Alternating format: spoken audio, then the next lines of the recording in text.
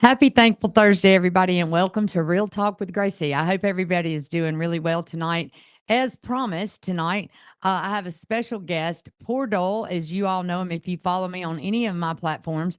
But Doyle Lightfoot is joining us tonight because, as you know, we started our series about was I raised in a cult, and I think I pretty much cleared that up last week. That according to what a cult is you know described in Webster's dictionary, I probably was raised in a cult, but then you have to call the Pentecostal, you have to call the Catholic, and we're all in cults to that degree.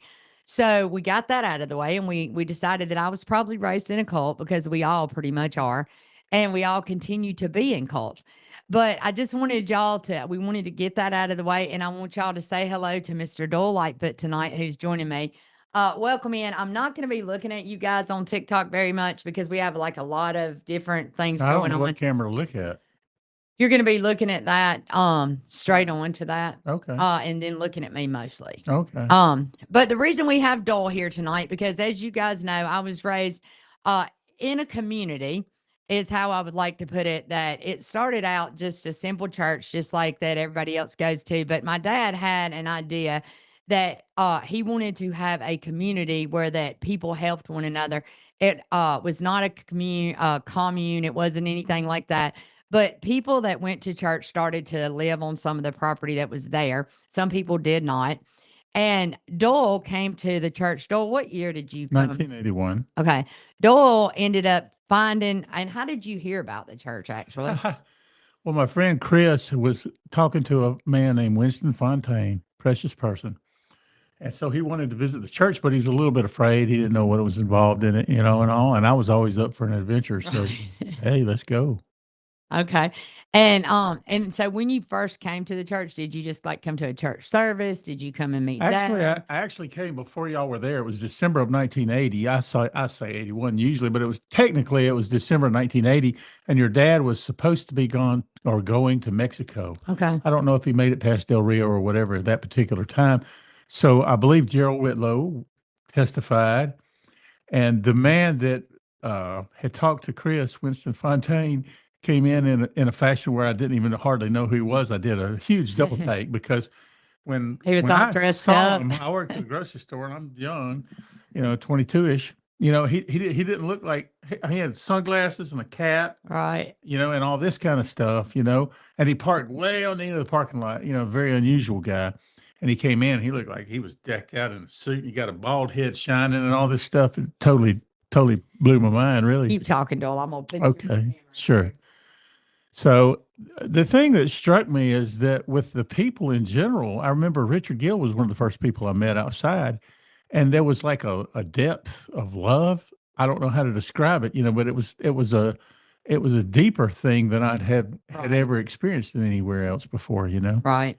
And I was raised Seventh Day Adventist, and then then I wanted to be Eric Clapton or something like that, for Right. about 7 years. And then when I came back to the Lord, it was back to the Seventh Day Adventist, and then I started looking for truth in different places. Right. So So I know that I know you had come to visit. I was very young when you yeah, first came because we were both very young. And so you was a baby. yeah, I was. We're not gonna talk about all of that right now because then y'all will figure out how old I am. Then you became a rebellious teenager. Yeah, that's exactly right. Y'all, I have a funny story about Doyle really quick that I'm going to tell y'all before we get into what happened to him. Doyle was going to teach me how to play the guitar, and talking about rebellious teenagers because I played the keyboard a little bit because my dad had taught us how to do that. My dad had taught me a little bit on the guitar, and Dad said, "Well, Doyle could probably show you some things on the guitar." So I went to Doyle, and I said, I "Can didn't know you your teach dad me?" even said Oh that. yeah, he did. And I said, well, because I kept asking Daddy to show me some stuff, and we was always getting together with music, and so when I went to Doyle, and Doyle was going to teach me how to play the guitar, I wouldn't cut my fingernails, and Doyle's like, you can't learn how to play the guitar if you won't cut your fingernails. Let me see your fingernails. This is the wrong hand. No, that's the right hand. What Yeah. are you gonna do? Put your fingernails and hold the strings down? So anyway, that's just a funny story.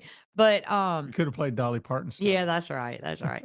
But I remember coming back being so mad at him and telling Dad that he wouldn't teach me how to play, wouldn't teach me because I had to cut my fingernails. And Daddy's like, well, he's telling you the truth. And I was like, well, I'm not cutting. But back to what we were talking about, Doyle. I know that you came there. You said you came and visited. What year did you actually like decide that that was going to be your Oh, church home? shortly thereafter, it was 1981. And in fact, the picture that I showed you was March the 1st when I got baptized in Okay. 1981. Okay. And then move forward. I know that, and I know this because that when you first came there, you got involved in the music a little bit. Maybe, or did you go Not a whole to? lot then. No. Okay, so did you end up going to the boat right away, or After how about a long? year, yeah, Yeah. I was there a year and I heard such depths. It's kind of like, your dad said, you got to dim your lights sometimes. Well, you come to something like that and it was pretty strong. But I went to the boat and Brother Atlee was at the boat and I just went, we were going to move it. And then we ran into problems moving it and I ended up staying there for a Right. little while. I remember. I Me remember. and my friend Chris. Yeah. So, I mean, the one thing that I would like to That's after touch a on year. a little bit with what you just said is because you and I had this conversation last night, is that, and it's funny that we had this conversation because I had this on my mind, that we talked about how that when you're involved in an environment where that you're in depths of the scriptures and you're in depths of God, like what dad had, I mean, literally dedicated his life day and night to understand, in that fashion, you don't realize that everybody don't do that. You don't realize Well, that you were that's not raised up like normal. that. Yeah, Yeah. you wouldn't know. Yeah, I mean, that was normal for Yeah, me. That sure. was normal in my life Yeah. to think that everybody knew about God. Everybody knew what my dad knew, and it was hard. I came from the other end of the spectrum. Correct, correct. And I want you to just kind of speak on that. Like, how was that coming from an environment where it was just like a religious environment to come into, to go into the depths of the scriptures like what dad wanted to do and to understand the revealing of Christ in your life. You might have to guide me on this question a little bit. All I can tell you is, I was searching, I was studying.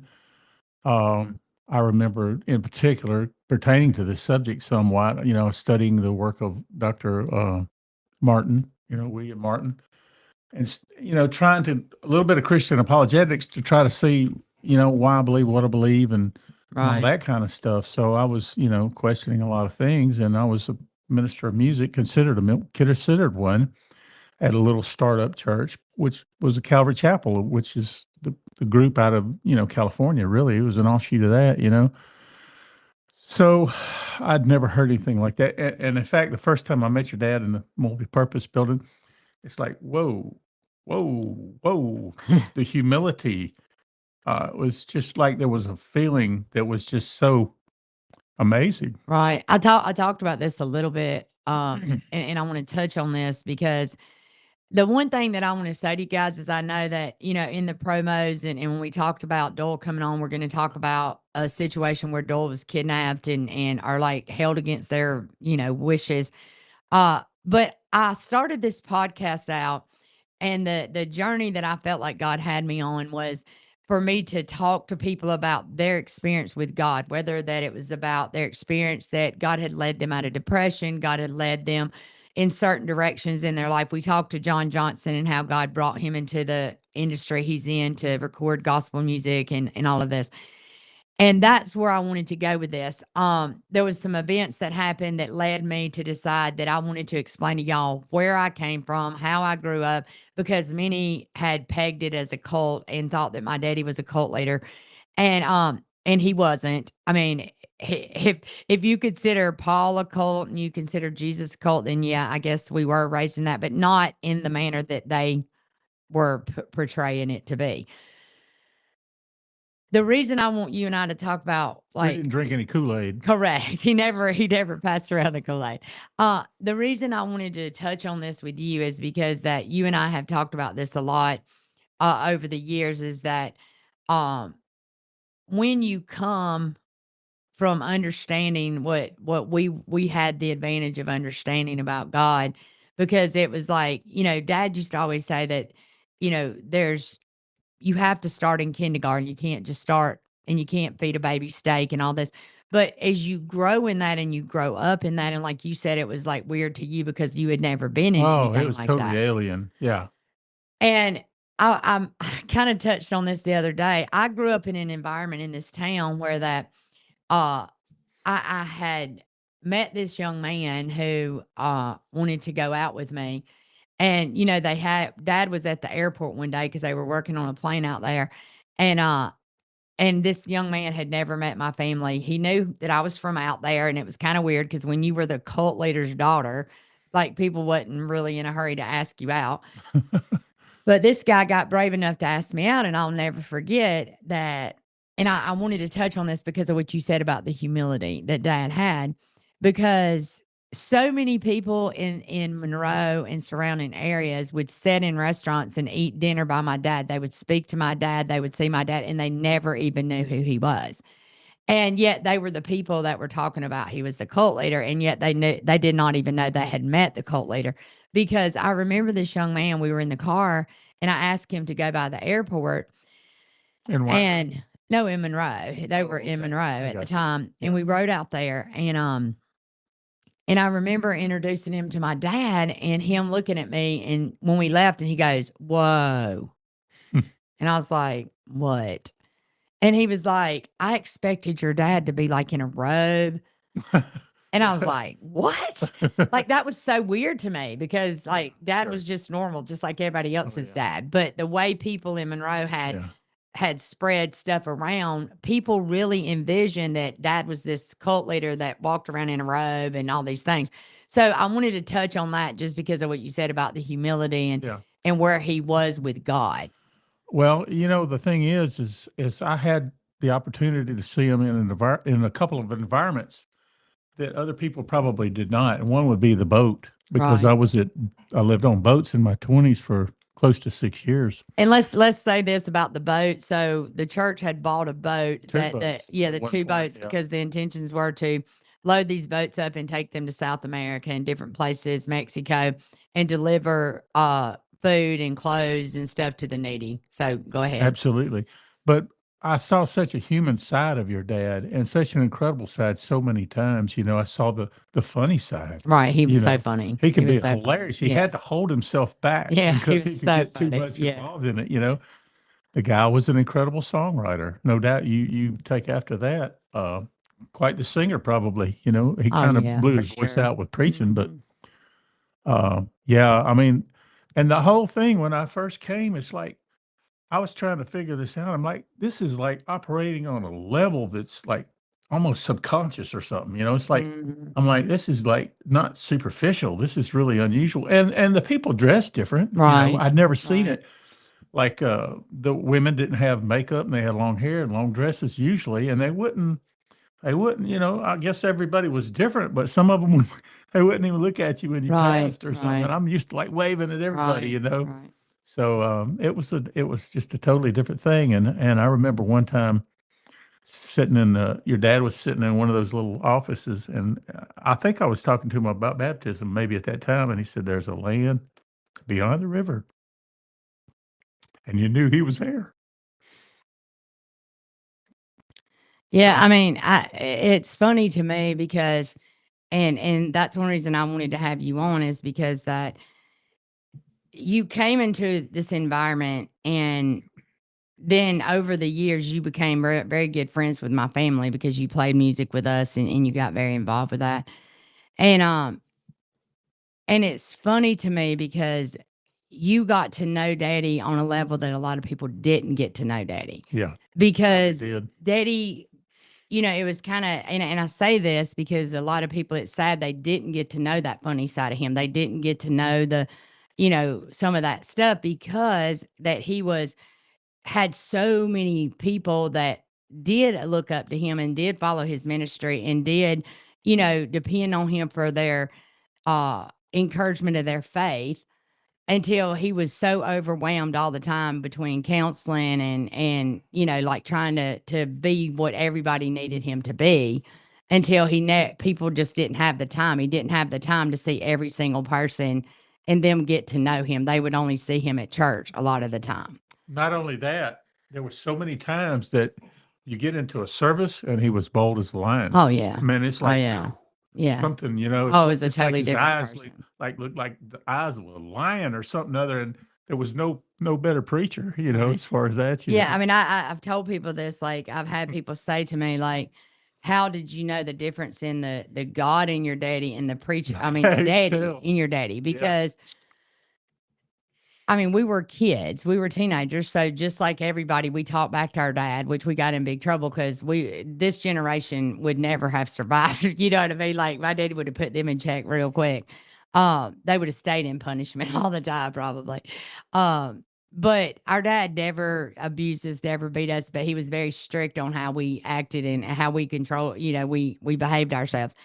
And, you lived in a glass house, sort of. yeah, we did. We did very much so because In the everybody was public watching eye. us, and, Yeah, and to the point that we hated it. yeah, I'm Like sure. many times, Daddy would say, "You better do this because people are watching you and people are looking up to you, and the young people are, you have to be an example." And I remember, like as a teenager, saying, "What if I don't want to be an example? Sure. What if I don't care what they think about me?" And he's like, "But you should care because God put you in this position." Mhm. So, growing up in that environment, like people would say, "How do you know the difference?" Oh, there was a difference. Like when it was our daddy speaking to Sure, us, and then there sure. was a difference when it was like the spirit of God Oh, within that yeah. being to speak to you. It was a whole different, and you stood at attention when that happened. When it was our daddy, plenty times, of course, we would ignore him or get ourselves in trouble because we would talk back. But And sometimes when he would walk out on the platform to preach at first, you could tell he's looking, he's searching for right. things to say, then bam, that Yeah, the spirit would spirit of take over. God, yeah, would come. So moving on, and I did want to touch on a lot of that because I want people to understand that you did know Daddy on a personal level, and you understood the man, and you understood the difference in the man and the God, like the spirit of God that Maybe a little bit. that you know dwelt in that man. Um, but now we're going to move on to what we talked about is that after you came to the church and you were there for a number of years, you ended up meeting a young lady that had come to the church as well from Texas, and y'all got married. And I actually was in their wedding. They got married in Israel. Um and um because they chose while we were on a trip over there to get married over there. We But planned it in advance. yeah, that's what I'm saying. It was all Yeah. planned. Right next to the Mount of Olives. Yeah, I remember. and and so You probably sang the wedding song, um There Is Love. I think I did, Yeah, I maybe. I think so. think I did too. Yeah. Yeah. And I actually think I got baptized on that trip A because lot of people Daddy did. and Yeah. David baptized me in the River Jordan, Mhm. and I think that's when it happened. Um, but all of that being said, after we all had been married, and then I think it was Chris she was pregnant with your son. Yeah. Um, you were invited by her family. Because I want to just like talk about this up front a little bit is that a lot of people, like, because the rumors had gotten so bad about the church that it was a cult and it was, the leader made you do this and the leader made you do that. So I want to talk to you a little bit about that before we talk about that experience is that, uh, the rumors got out that you had to give all your money to the church, and then you were allotted back a certain amount of money. They talked about that the women there were obligated to have relations with my dad, have children with my dad. I want you to speak on that because it's hard for me to speak on that because then people's going to say, of What course, about you're going to say the that's soul not true. launchers? The soul launchers is Yeah, one I didn't yeah. know about till way later. Yeah. No, I, Yeah. I actually told them about that Did on you? my, Yeah. look, I That's told them, I said, crazy. by the way, we also shoot people to heaven, just so you know, Yeah. the When they places are when they still out. die, they go Yeah. to Yeah. heaven. It's Yeah. absurd. Okay.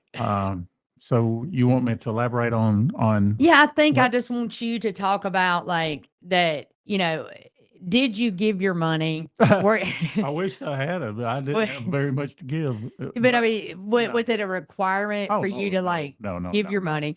And no. I don't really want to lead you into that. I just want you to talk Sure. about it because Yeah. I mean, I know you didn't. I know Yeah. that was never a There's a requirement. funny story Yeah. Mike Bradley tells. He was in Pizza Hut and somebody was talking about this and he pulls out about 3,000 or so dollars. He said, "You see that money?" I said, "Yeah, that's my money." He said, "I go to that church out there." And this guy was saying all this stuff that you're talking about. He said, "I do what I want to with my money." there were a lot of projects that people would chip in on and work together, and that Right. we were a brotherhood and Yeah. like a family. Well, it's And no different than churches nowadays. We raised money to do certain things, yeah, but the and brotherhood was closer than any no, brotherhood correct, I've ever been correct. in, as Yeah. far as that goes. And so we Well, were they we helped were one more another like-minded. as Oh like yeah, the Bible teaches us to do. absolutely. You know what I mean? And Yeah. so I definitely, know that. And Daddy did. He was a big advocate for helping one another. Oh yeah, For everywhere he sure. went. Yeah. I know that, one of the things I wanted to touch on is that, I wanted everybody to understand that none of what her family thought was actual factual. So I don't they even know altogether what they thought. They had been trying to get their daughter out of what they thought was a cult before we she were ever married you, married. correct. Maybe a Correct. year before. I don't know really altogether. And I think they came and listened in one service to your dad. I think Right. that I don't know if they talked to him or not. They could have afterwards. I don't recall. But then when I came along, we got married. I was just kind of okay. There's an additional piece to the puzzle here. And I actually liked the people personally, Right. as far as that goes, my, Right. my in-laws and all that. And then, so we're going to move on into that and talk about that because I know that y'all got invited under the impression you were going to go for your first anniversary. Well, we did. Yeah, they invited us for our 1 year anniversary being married, first year, and it was a week before the anniversary. Right. We were married June the 3rd in 1988. So May the 20 something, we went Right. up there. They had the cake, almost like a wedding cake, with three tiers and all this stuff, and family members there. Right. So my parents were there, her parents were there, some of her siblings were there, some were noticeably absent. A couple, one or Right. one in particular that I think about, because I found out later she didn't agree with the way that they were going about things. So Right. we go to this big party and everything, and we announce at the party that Margaret is now with child. Right. So that was announced. So that was known, at that point. And we spent it was in South Carolina, a remote fishing village that it was a friend of theirs had this house Right. that we stayed in. So we spent the night. That was a Saturday, and then we were going to leave the next day. And so, when y'all got there, and y'all, thought you were going to be there to celebrate your anniversary, Well, then we did. go ahead, Yeah. yeah, and you celebrate your anniversary. Then let's just let you just tell us the story that all of Okay. a sudden you realized that you were Sure. going to be Sure. restrained, and they Yeah. even made it clear that you would be Yeah. restrained and you weren't Yeah. not going to be able to leave. Yeah, that was the next day. So it was Sunday. We woke up. We probably had breakfast, etc. And maybe 10 o'clock or so, I don't really know. Some guy came over and wanted to talk to me about the Lord. It was maybe one of their friends or something. I don't know. I want to say his name was Mike. I could be wrong. So we talked for a while, 30 minutes, 45 minutes or whatever. And I said, well, I'm going to have to take off. I got to go to work tomorrow, whatever. He said, I really want to talk some more. So I talked a little bit more. And then some other people came in somewhere. I was kind of mostly talking to this one Right, guy, so I right, didn't really think too much about it. Eventually, he kept stalling. He's like, "Oh, I want to talk some more," and this and that. And I look out the window, and I see the hood of my car up, and I thought, "Oh, what's going on?" right, right, So I confronted him, and stuff.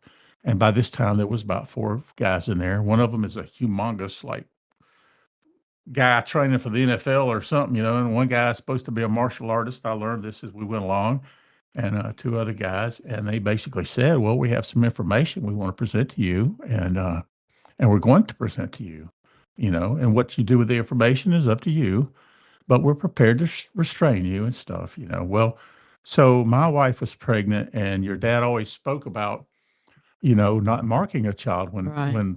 that's the case. So I was pretty upset for a day or so. I was pretty irate and whatever. But because of the fact that she was pregnant and whatever, I decided to see what they had to say. So I did, and they said you can have anything to eat that you want. We'll get you steak, we'll get you lobster, etc. Whatever you want. I chose to fast. So really, during the whole episode, it was kind of odd because now my father-in-law had been a Presbyterian minister for 40 years, I think, at that point. Right. And but he apparently had chosen to call 1-800 Colt hotline or whatever it is and hire these people. He took out a second mortgage on his house Right. to put us through this process rather than try to speak to us about it himself, you know. So these people came in, they're prepared to restrain us, you know. All right, so let's see what you got, you know. Right. And the whole time, we were in the living room, you know, talking, and it ended up the head guy was like this Catholic guy. I don't know if he's a father or a Jesuit. I don't know exactly what he was. And so then her parents are in the kitchen. Of course, my family had gone. It was really just her parents, my wife, Margaret at the time, and these guys. I don't think anybody else was there at all, Right. you know. So they're all staying in the kitchen, and I think my wife was probably sitting in there with me, and they wanted to present all this material to us and stuff, you know. Oddly enough, the stuff that they were operating on, a lot of it was stuff I'd already studied before I met your dad. Right. The William Martin Right. stuff, you know, Kingdom of the Cults and all this Right. Christian apologetics, you know. So I thought, wow, this is interesting, you know. I've been down this road before already, you know. Right. So, but and at first, in order to plant seeds, they're showing you videos of Jim Jones, or they're showing you videos of these, what do they call them, neo-Nazis or something? Yeah. The religious Yeah. people that train in camo and have Right. places out in the woods with Right. guns and water supplies and whatever, you know? So they're showing you various videos, maybe some other groups too, you know? I don't recall exactly, Moonies or whatever it was back then, you know? Right.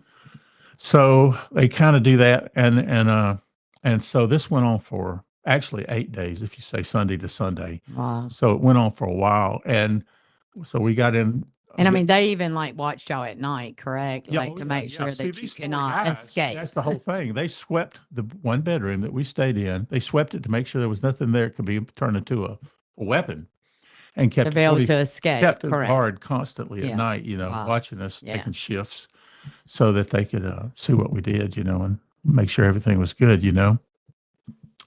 So this went on for, quite a while, and, you know, you get into these debates or whatever, and it reminds me of David fighting, Yeah. you know, like a spiritual thing, you know, Right. where his hand clove to the sword, you know, and it's kind of like that, you know, in a way. But anyway, so we're in all these debates and stuff, you know, and talking all these things, you know, and their families in the other room, you know, and so we go through all this stuff, you know, for a number of days, and come about day 7 or something, you're thinking, oh, I don't know, I'm going to get to a breaking point here, you Right. know. I was about 30 years old, you know, at that Yeah. time. And you're thinking, you know, if something doesn't change, I'm going to find some matches. I'm going to do something. I'm going to catch the house on Right. fire or whatever. You know, I'm going to do something, you know, here. I didn't want to endanger my wife or the little one, you know. So, but I really didn't know how long this was going to go on. You know, I didn't really know. Right. But it all culminated basically in this one video where William Martin and Cal Beisner, I didn't know who he was, were debating Jesus name baptism of all things, I guess you could say. But with these 2 like Pentecostal guys, I think one guy was a UPC, and I don't know about the other one, you know. So, and we watched this video and went through it point by point, you Right. know. And all the way up until that point, like for these 8 days that you're in this, I'm assuming that there were discussions and there were videos and there were discussions and there was Absolutely. videos. Yes. And that has to be super stressful on you, Could be. not to mention on someone who's expecting their first child, Yeah. knowing it's her family, knowing that Yeah. she's you know what I mean? Like, Yeah. and I cannot even imagine, like, after the first day and then the second day goes by and then the third day goes by. That's why I say it reminds me of David having to pull his fingers off Yeah. of the sword because he is in such a heat of Right. battle. You know, I'm thinking, wow, it's pretty intense, you know, sometimes, you know. Yeah, I'm sure. So, I'm sure yeah. it had to be scary. It had to be. I never felt scared. That just wasn't, it was no I don't. time to And be when I say scared. scared, I think it more not scared, but more like a fearful thing of like, how long is this going to go on? How long Well, can I eventually, you can know, it I starts wearing on mentally your handle? nerves. Yeah, It starts that's wearing what on I your meant. nerves. Yeah, Eventually, you think, yeah. yeah, I don't know how I'm gonna get out of this. Do I need to set the house on fire or something? You Right, know, I don't know right. what's up yet. You know.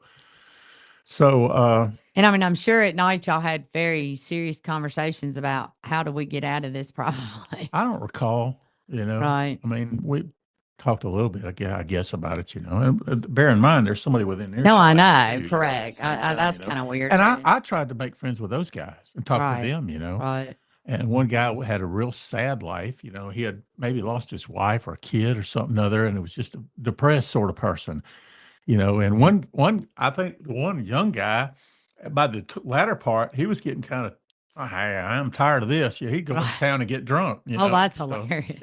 yeah, so um, that was kind of the thing there, Right. So how did they decide ultimately that, okay, we're not getting anywhere, or Well, it did was they that think they last. got somewhere with you or And no, I don't think they felt that way. It was that last day going point by point through that video, and I suppose I had study materials. I'm sure I did.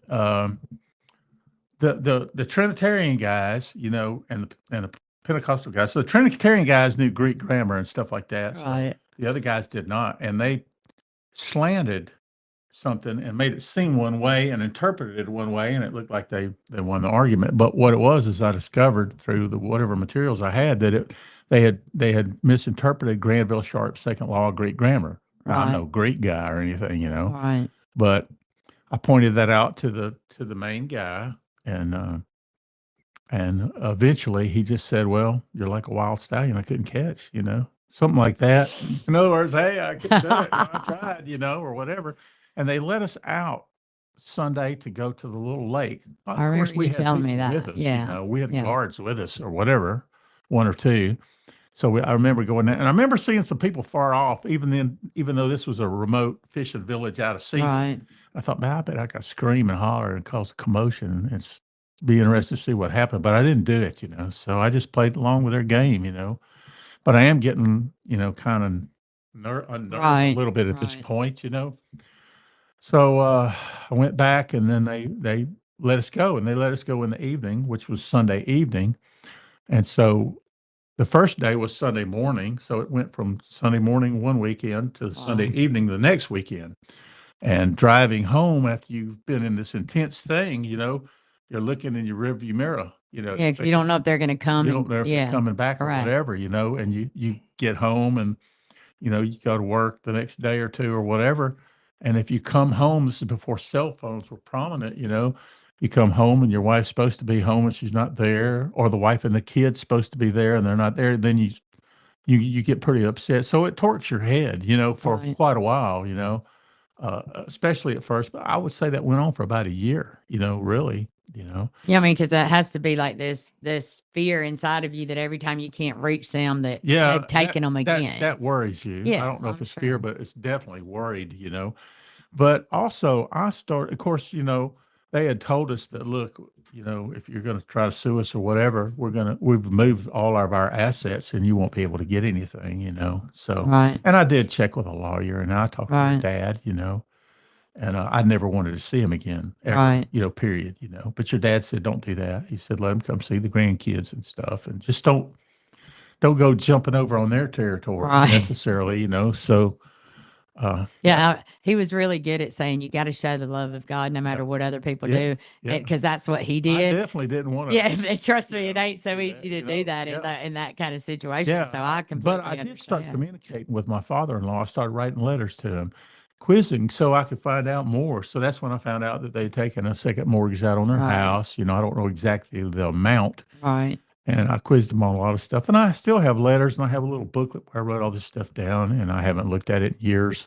So So, I mean, did your relationship with them ever get to a point where it was comfortable I don't or think they ever liked me too right, much, but right. I was involved in a few things, and yeah, they It would kinda they would worked they would itself come out. down and visit, and, Yeah. and whatever. And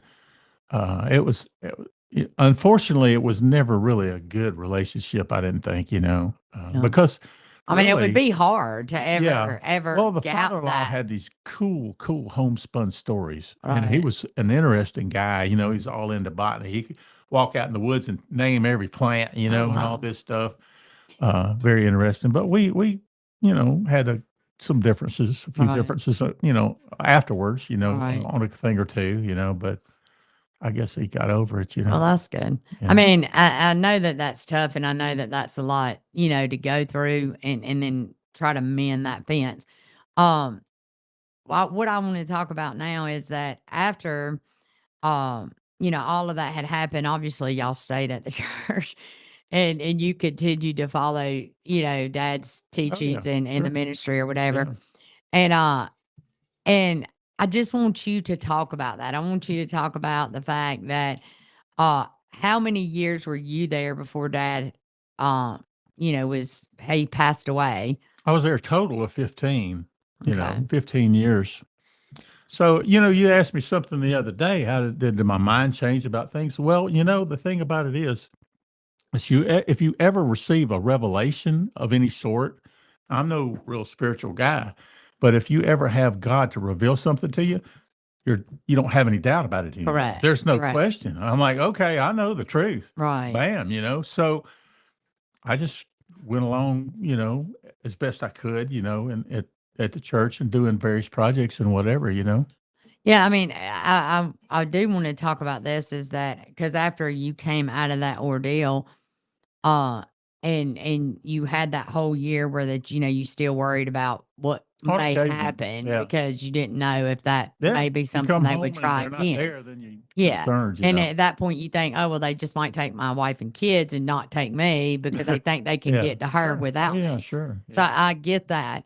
Um, but moving forward after that, I did ask you the other day on the when you and I were having a conversation is that and you said it didn't change the way you thought about being at the church. They didn't affect you other than No, the I had worry already that had came with it. I had to spell those doubts if they were doubts. I had to spell that years before, Right. when I understood, about various things. When I got a revelation on some baptism and various things, I never had a question about it Right. anymore. And So I think that the interesting thing about you is that like you said, you had already, for whatever reason, and I do want you to tell me what that reason was, that prior to coming to the church, you had already looked into like that kind of stuff Christian about apologetics. cults and Yeah. yeah, Oh and all yeah, of that yeah. kind of thing. And I mean, but what caused you to want to look into that well, and to understand that? Were you in very a early on previous when I place came back that to the Lord at 19 years old, right, I had some Jehovah's Witnesses come to the house and I tried to talk to them. They wanted to do Bible study and I might have done one or two and I found out I was just getting mixed up myself. right, So I didn't continue that. And then you encounter different things at different times, and I felt like I needed to understand. And yeah, you were plus, just searching, you don't understand the Godhead. And in that day, they said, "Oh, it's a mystery. You can't really understand that and all." But Paul doesn't say that in the right, scriptures. Paul says you can understand that even from nature. right, You know, so God is three in one. The egg, you got the shell, you got the white, you got the yolk, and so many things. I tell this with the kids sometimes. You right, got the tree, you got the leaves, you got the trunk, you got the roots. Everything is a three in one. We're a three in one body, soul, yeah, and spirit. yeah, But the way that they define it is skewed. They say that there's three persons, which means there's three composite entities or whole things. And that's a freak of nature. There is no such, right. really. So Well, I and wanted to understand the Godhead, yeah. you know. And so by you wanting to understand that, I'm assuming you went to different like religions or whatever trying to find that Uh, prior to I did coming there. I did go to a lot of different churches. I went to Charles Stanley's church for a while and I visited Reverend Bice's Baptist church and I was into the music, so I go to Mount Perrin and I go to various things. I went to a Nazarene church one time and I was just searching, Right.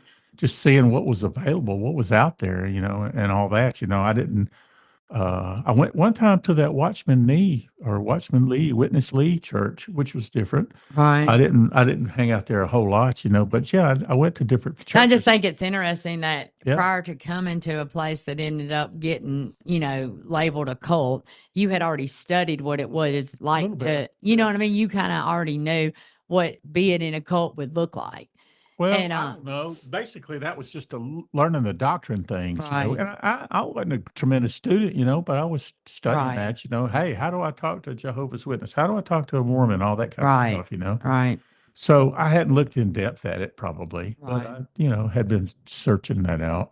But I just find it very interesting that they used what you already kinda had Oh, studied yeah. to Oh, try yeah. to say this That was is a considered cult then that a you kind of a already. standard. I don't know Yeah, if it still is or not. I'm sure people have moved on because you're talking about that was 1988, right, and I was studying that in 1980 or something, 79, 80, all along in there.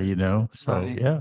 Yeah, I mean, I had somebody laugh and do a clip of where I said on my last podcast, I said, "If that was a cult and I can find another one, sign me up." Mhm. And, they sent me a little clip with me saying that and thought it was funny. And, and I don't know about you, but I feel that way. If I had that environment to live in again, Sure. it wouldn't even be a question, wouldn't even be a doubt, because it was not anything other than people, and there was some people that weren't a part of that, even though they went to church, they never really become part of the brotherhood, unfortunately. They just called it their church home.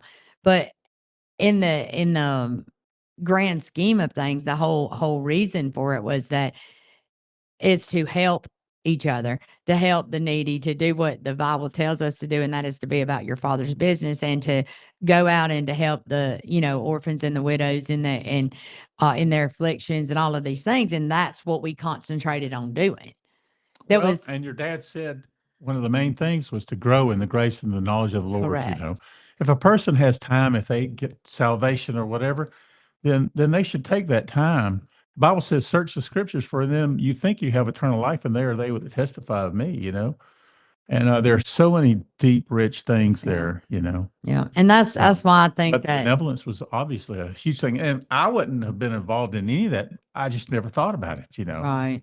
Right. So, I mean, then that, and I guess that's why I wanted to do this series about how I grew up and about whether people, assume we were in a cult or we weren't, is because that it always kind of amuses me. And I know you and I have had this conversation many times that while all these excuse me, but this is what just I say what I say, all the small minded people is how I always looked at it. They didn't bother to come out and say, "Hey, let me go talk to this preacher. Oh, let me go talk to this person. Oh, let me get to know these people." They never did that. They stood afar off and just assumed a lot of stuff. They stood afar off because we dressed different or we, whatever. And it just kind of makes me laugh a little bit because just like you and your wife getting married in Israel, while these small minded people were talking about we were in a cult, like y'all were making plans to have a wedding in Israel, and we weren't living out there, in some kind of commune thing where, everybody was sharing everything and all that. It was like, compound is another yeah, popular word. correct. And Sounds it just, military. yeah, it just kind of makes me laugh. You know what I mean? And you and I have talked how that I we, never did actually live on the grounds. no, that's what I'm saying. Yeah. Like a lot of people didn't. It was just, it started out the way that started was that the men that, originally had come there, none of them had a lot of money, and they were all trying to, build a church and bring people in and, in this environment that dad came into in this town and in this county, there was a lot of racial issues. There were a lot of racial issues. There were, I mean, I said this the The other first day, cross burning I ever saw in my life was right across the street straight from from the us. church. I'm I so glad you said that because I was telling them I that. only seen 2, Yeah. but I'd never seen one in my life before. Yeah, my husband hadn't either. Yeah. And so when even to the point when I got married, that's how long it went on. Is that when I first married my husband, Yeah. they were still angry in this town that dad had chosen to let different, races go to the church and he didn't like say, "Oh no, you're not coming because Yeah. of this." Yeah. And so uh and unfortunately this town and this county for many years did not agree with that. Sure. And so even to up into the point where when I got married, I remember my husband came here and he's from the Bahamas, so he was the minority in his country. And and so when he came here all of a What do you sudden, mean he was the minority in his country? because the white people were the Oh. minority Oh, in the okay. I see. Bahamas. Okay. And so when he came, came over here to visit, uh it was so crazy, and he could not believe what he was seeing because they were burning a cross across the street from my dad's church, even at this point, and this was like 1990. or 89, 90, something like that, because we got married in 90. And he could not believe what he was seeing. Yeah, He was like, "What in the world is happening?" And there's all these people in, white, I wish Dad had gone over there like, and robes got and involved in their party just to see it close up. yeah, I mean, like, it was just absurd, and when you got to understand that the people behind those clothing were very Oh, prominent yeah. people in this Oh, town yeah. that were trying to bring daddy down, and thus that's part of the reason he had gotten labeled a cult, because they didn't want anybody to think that it was okay to go be a part of that. And because he stood up for what he believed in, he stood up for right, and and I mean, look, one thing about daddy, and I think you'll testify of this, is that he almost used to, like, we would be afraid for him sometimes, Oh, because yeah. it didn't Probably so, matter yeah. if it was the truth and it was what he believed in, and it came from the Bible. He didn't care if it was 100 men. He didn't care if it was 1,000 Sure. men. He don't care. I mean, there was a one thing that I do want to tell, and I know you've seen this. I don't know if you were there when they were in Africa. I went to Lagos, Nigeria. Is that the one where that the people came and they told him not the he couldn't speak about God, and he I he think did there was some stuff they told him. I don't know the particulars because he only spoke one night and then closed out. right. They wanted to twist his arm, take up offerings or whatever, Yeah, you and know? Yeah. he would not Right. do that. That was the funny part about Yeah. my dad, and Doyle can testify of this, is that he, this community had labeled him this cult so that he didn't, so then they started spreading all these rumors about he took everybody's money. He had relationships with all these women, and none of that was true. If you'd have known my mom, like I told y'all, you'd have known that wasn't true. But that being said, the funny part about Daddy, I think, to the members that were at the church, like you, and to his family and to people that actually knew him, was that he wouldn't even take I offerings, know. like, and No personal especially, offering. yeah, like, and He didn't especially, carry money. no, and so especially when he went overseas, Yeah. he would get super upset because, uh, did they have, like, people that gave offerings to the church? Of course they did. That's what, that's how the church, could pay its bills or whatever. But which God provided whatever he needed. But if we went to a foreign country, like, literally, he would never take a dime, and he would get so upset The if Philippines anybody. is the perfect example. Correct. You And can tell that story well, I'm so because thankful to God because your nephew encouraged me and you were so good to let us use your house before you ever had these offices and all that to do videos. And so we put together, I was, able to do the heavy lifting, put together right. I don't know, it's Reverend George L. Pike site. Yep. There's like 120 videos up there. That's the only place I've ever seen where the minister took, and when he found out that they had some misdoings on the offering, he got them to get all the money together that they had given and give it all Well, back let to me them. tell you the backstory of that is that Right. when we went to the Philippines, we went there and there was a church group that Yeah. was there that had invited Dad over there, Yeah. and so that they were going to be part of the crusade. So Dad made it very clear up front, he don't take offerings, he don't take money from foreign countries like that, that he's over there to help the people, not to take from them.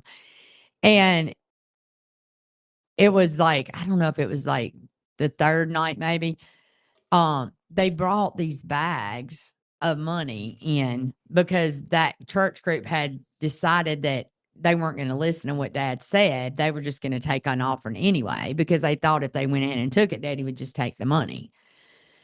So they took up this, offering, and they brought these bags, and honestly, I think my mother was surprised when Dad took the bags. Like, he didn't refuse them, he didn't take them. You know what I mean? Like, because most of the time we expected Dad to say, "No, you keep these," and that's not what happened.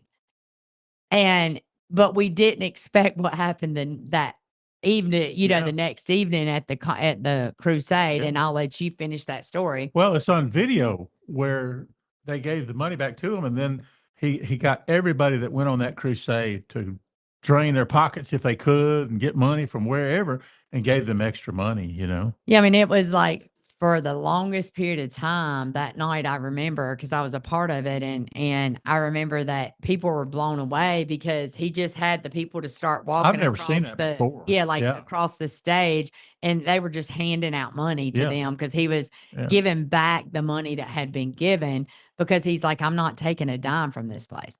And, He loved and those people. yeah, he did, and so he gave all the money back, and like you said, there was men that had traveled there with us, from the church that were a part of the crusade, and by the time it was over, everybody that had come was completely broke because he kept saying, "We need more money, we need more money," Yeah. and they were Fire us just some more. yeah, We they gotta were get just like home. yeah, they were just like emptying their pockets, and thank God for credit cards because nobody would have been able to get home had they not had credit cards, because they didn't have cash left because Dad was just like, "Give me what you got," and and they were willing because they saw what was happening and they Sure. and they respected that.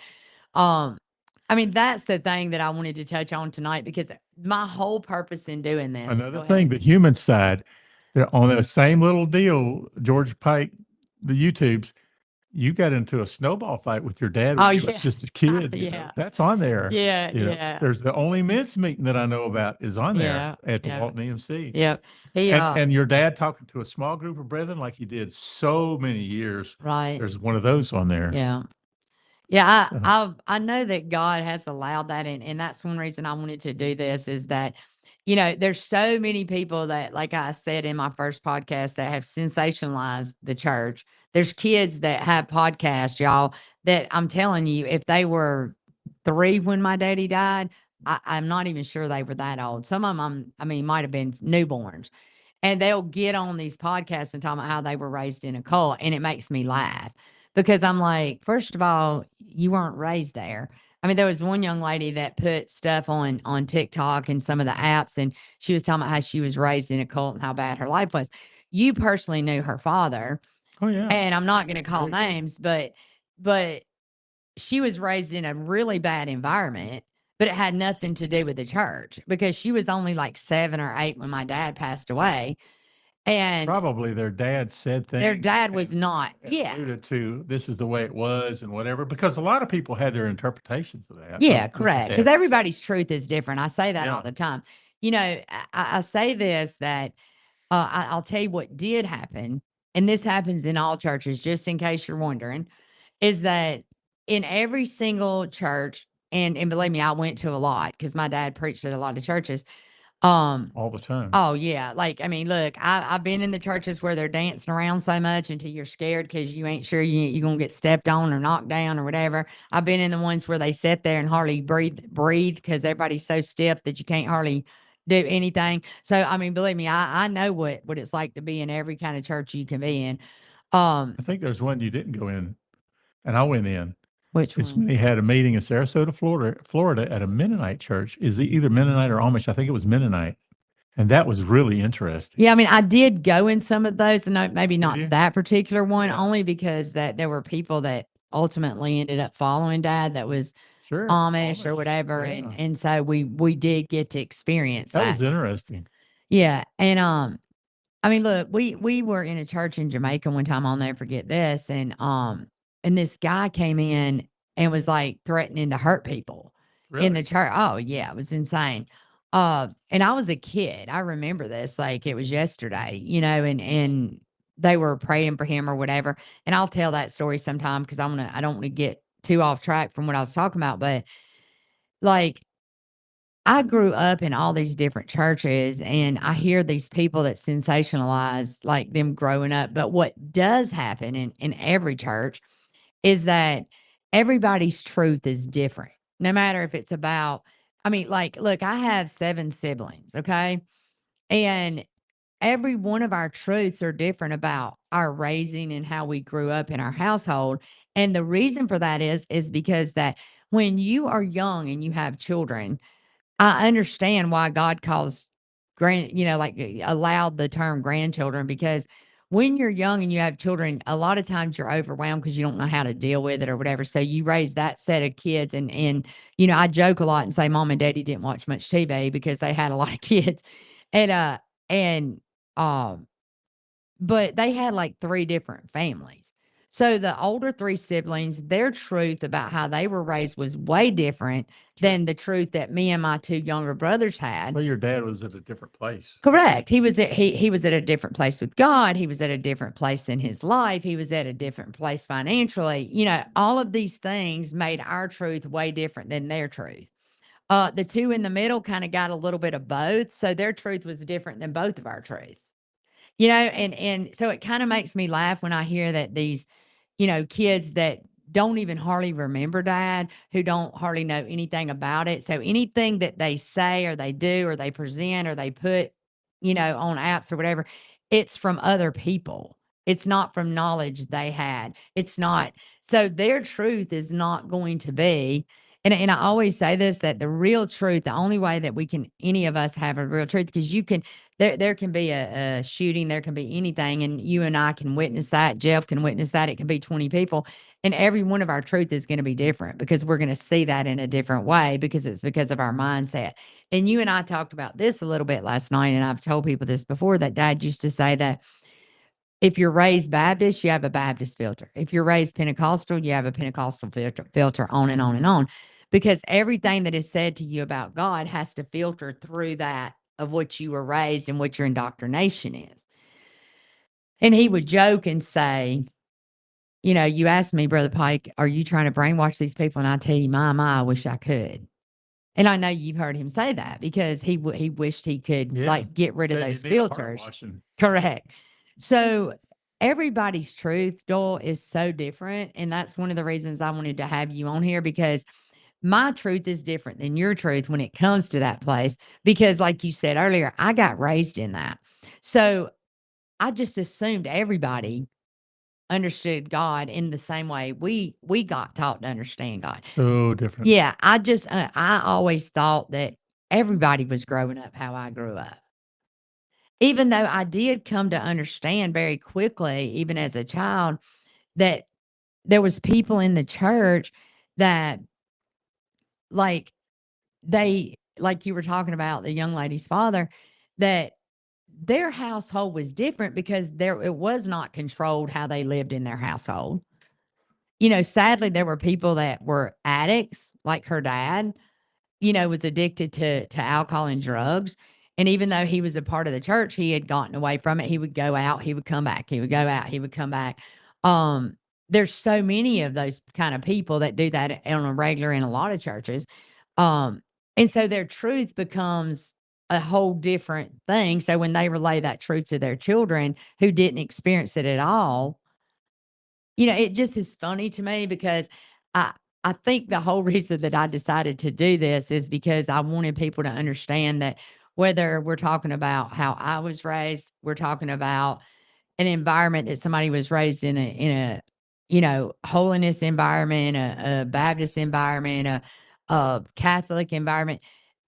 It doesn't matter if you all went to the same church. In reality, your truth is going to be different, whether it's about God, whether it's about your family, whether it's about how that church ran, because you're hearing that And I guess you mean the with way that they different perceive mindsets. truth. Correct. Correct. That's what I mean. Because the only real truth is the Bible says, Sure. let that mind be in you that was also in Christ Jesus. Mm-hmm. And unless we take on that mind, we can never be in one mind and one accord. The only time we're ever going to agree about God, the only time we're ever going to have the same truth is if we're in that mind. And unfortunately, like Daddy said, when you have that filter of Baptist, Methodist, Pentecostal, whatever it may be, that truth gets distorted. You understand what I'm saying? Sure. So that's kind of why I decided to do this, is because I felt like that depending on how, you were indoctrinated, your truth becomes different than the person sitting on the bench next to you. And there's so many, people that have told stories about the place, and their truth growing up in their household, a lot of times people use God. Sure. Or they'll use what church they go to demand certain things or have their household a certain What way. really bothered me is when they would pretend or act as though they were right here with your dad, and they would use that to their personal advantage. And I've seen this and they could mess up somebody else's mind, Correct. Correct. because of the way that they acted And and how all. they And yet they portrayed were what trying to say they were just right there with Brother George, and this is how he does it. No, but it wasn't that way. correct. And that's why a lot of the rumors got That's real out too. sad. Yeah. Yeah, it's real Yeah. sad. Oh, Because there was some people did horrendous stuff in the yeah. name of the church or whatever. Correct. Horrendous stuff. Yeah, I mean, because that's what happens though, is that a lot of people that if you don't have God in your heart and you don't have that spirit of God, which we were taught that that's the only way to have the revealing of Christ is to actually conceive of that spirit of him. Let that it's not just that mind be in you that's also in Christ Jesus, but it's like you've got to be one with that spirit. And unless you have that, then you can sit on a church bench all day long and it didn't matter if it was our church. And believe me, there was a lot of them that sat there that I say this to people all the time. In every single church, you have wolf in sheep's clothing. You know what I mean? And so they use Sure. the church to Oh, their totally. advantage. Yeah. So, you know, besides the fact that it was a small-minded town that, wanted to label it as that, then you had people that come in the environment that didn't help that by using it to their advantage because they did things they had no business doing. But I think it's like that in every church. I really do, and that's why I say I think that, these kids that talk about this, it makes me kinda sad because I say this all the time about this generation that we're in, is that not just how I grew up and how you come to learn about this brotherhood or whatever, but most churches aren't like that anymore, period. And used to, not just our church, but a large majority of churches were a brotherhood. They weren't just a church. It was like they were a group that when, say, a woman, did have a baby, they would all like help her during that period of time with the rest of her family and help cook for her and do all of these things.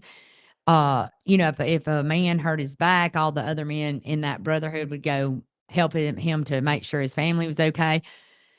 That pretty much doesn't exist now. And I think that's why I said what I said the other day about um like if it was a cult, sign me up, because I hate that there's a lot of these young people that will never experience what you and I got to experience with that. I hate the fact that there's a lot of these young people that think they know what it was when they have no idea. Because what they're missing that there was an experience had with God that can never be replaced, that you don't find. So it's hard for me. I'm just going to tell you, and I've said this to people that, watch me on lives.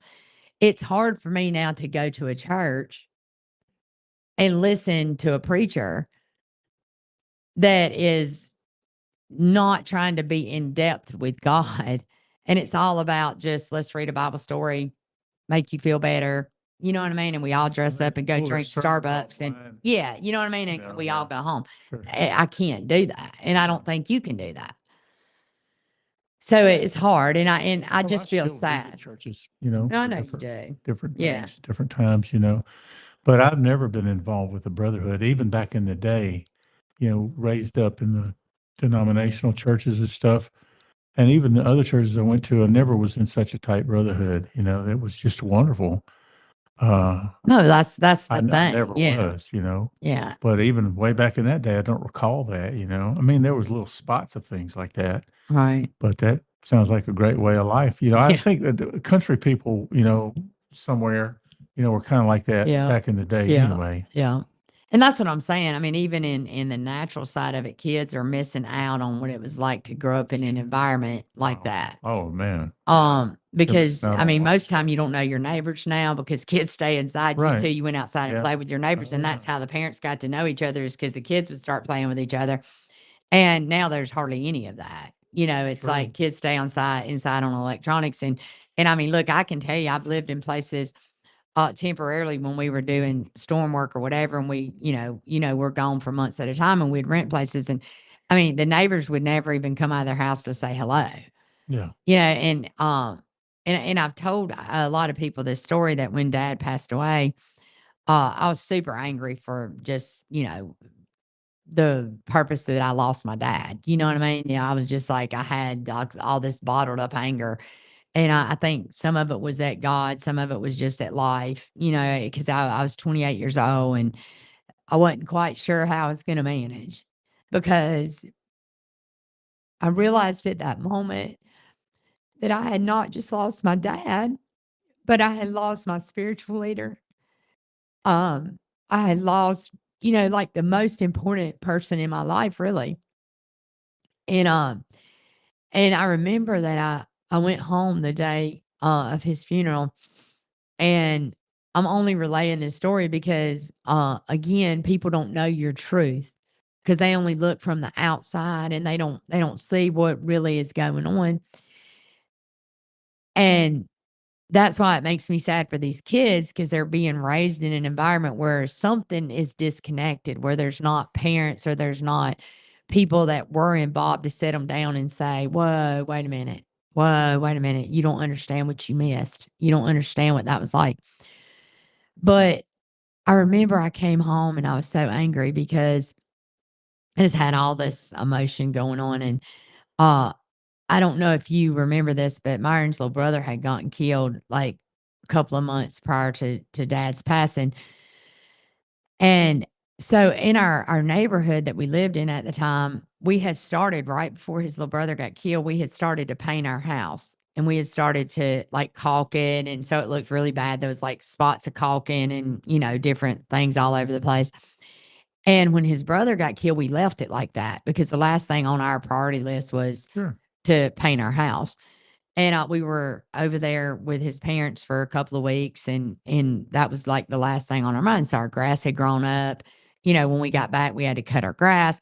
Well, it wasn't long after I got back that dad got really sick, so it was, like, a real struggle because we still weren't painting our house, because we were, like, spending a lot of time down there and going back and forth, and our grass would grow up higher than it probably should have. Because there was just so much going on, and I remember coming home from dad's funeral that day, and, my neighbor, uh, she didn't sign her name because she didn't have enough backbone to do that, but when I got out of my car, and for whatever reason, I just needed to be occupied, so I went and checked my mail, and, when I opened my mailbox, there was this letter in it, and it was just this letter telling me about what white trash I was, that our house had looked like this for months, and we needed to learn how to keep our grass mowed, and all of these things. She had never bothered to walk next door.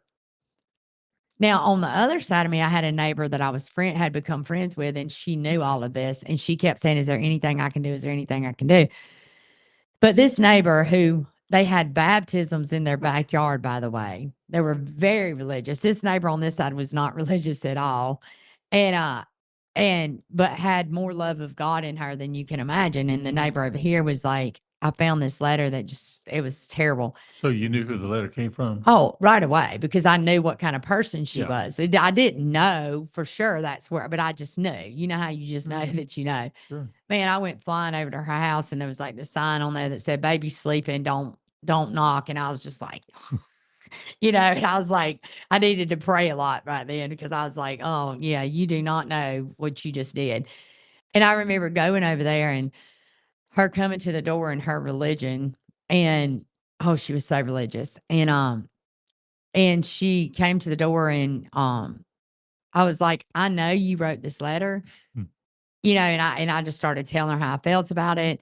And her response to me, I'll never forget, is that she was explaining to me how that God isn't pleased when we don't take care of our responsibilities. Y'all look, I ain't even gonna play with y'all. I come real close to like slinging somebody that day because I was like, you gotta be kidding me. And I remember like being so angry at her. And then all of a sudden I just literally like looked at her and I said, you know what, you're so pitiful that I can't even be mad at you. I said, because you have no idea who I just buried. You have no idea what's going on in my life, and yet you claim to be such a child of God, and yet you can't see 2 feet in front of your face of what's happened in my life. You ain't bothered to show the love of God to come next door to my house and ask me what's going on with me. And I remember walking off from her and saying, "You're the one who needs to seek God," and walking off. And I said that because I decided to do this whole thing on about Dad because I want people to know who he really was and know the man behind all the talk and all the labels that got put on him and all the crazy that surrounded him in this town. And I understand there's going to be thousands of people that are not from here to see this. And my hope is that if you grew up in an environment that uh you didn't understand, be thankful for whatever God you got out of that environment first of all, but also realize that your experience may not have been because of the church you went to. It might have been more of an experience because how you were raised. And that's what I want everybody to take away from this, Doyle, is that all these people that post these things and say all these things about, about how they grew up, whether, because look, after this all come up, y'all, I literally went on there and it ain't just our church. I mean, like I watched, like I almost went down a rabbit hole of like kids that were raised in, different environments that thought they were raised in a cult and they were just bashing the churches. Um, and I was like really saddened by it because I was like, somebody needs to sit down and just talk to them about the love of God and let them know that maybe their truth is not really their truth. I don't know what happened. It said it got discontinued because of inactivity. I'm not sure what that means because we were active the whole time. So that's very bizarre, isn't it? Anyway, it don't matter. Sorry, y'all. But all of that being said, and it might have come across where I had to do one of those things and I just didn't pay attention. Uh, But all of that being said, I do want to continue this with you at some point because the whole point of my doing this, and I don't mean to be taking up all the time talking, is that I really want you to talk about what your experience was, what you learned there, because all of this is going to come back, y'all. I did this series not because that I'm trying to defend how I grew up, because I loved how I grew up. I'm not trying to defend who my daddy was because trust me, anybody that knew him knew he was a man of God. They knew he wasn't this cult leader. They knew all of these things weren't true. But what I want the takeaway from this to be is that I want the takeaway from this to be that somebody out there that needs to hear that sometimes your truth can destroy you. And I think that's what's happened to some of the I don't younger know that I people. understand what you're saying. So if like the young kids and like that specific girl that I, was posting about how she grew up in a cult, blah, blah, blah.